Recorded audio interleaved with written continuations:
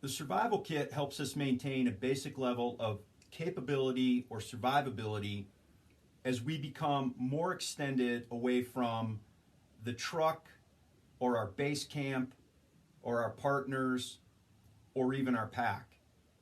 And what determines those capabilities are our knowledge, our skills, and the equipment that we choose to carry.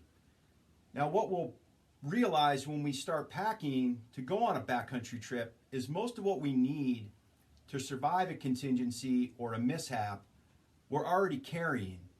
And so the survival kit then becomes supplementary to the gear that we're already carrying to maintain a basic level of capability or survivability if we continue to distance ourselves from the truck, from the base camp, or from our pack.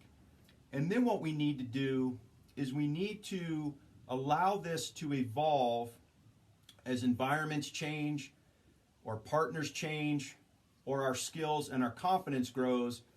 We're going to find that we may leave certain things behind that we used to carry because our knowledge and skills, i.e. our capabilities, are increasing, and so the survival kit may actually shrink over time with experience.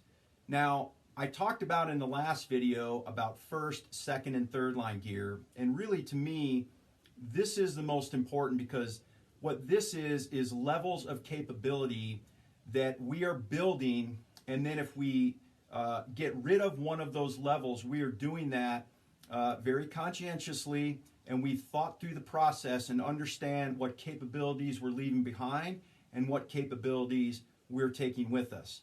So first line equipment, again, is what's on your body. So that's going to be your clothes. That's your first line of defense against the elements.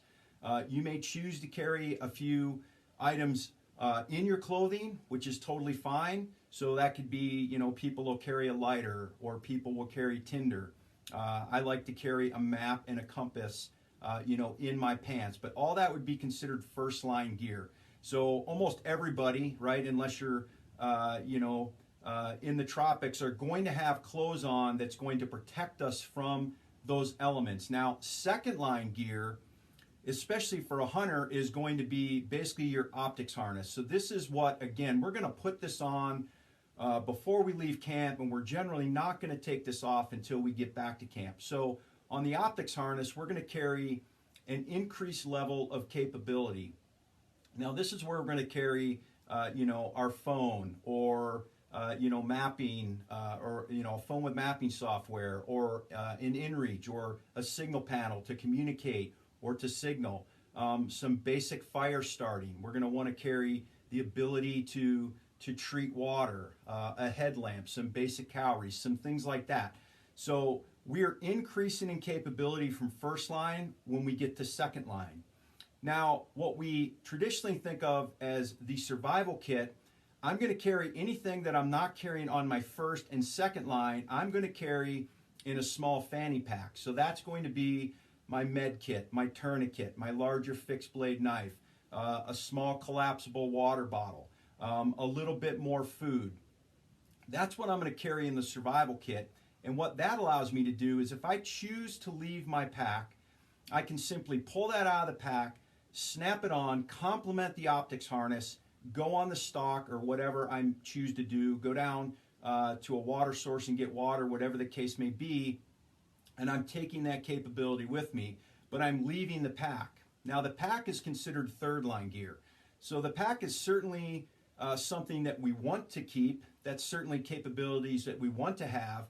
But oftentimes, if we are going on the stalk or we do need to drop 1,000 feet to get water, or we're going to climb to the glassing knob, right at last light just to look around, we may not choose to bring that pack, but we understand that we are leaving capability if and when we do that.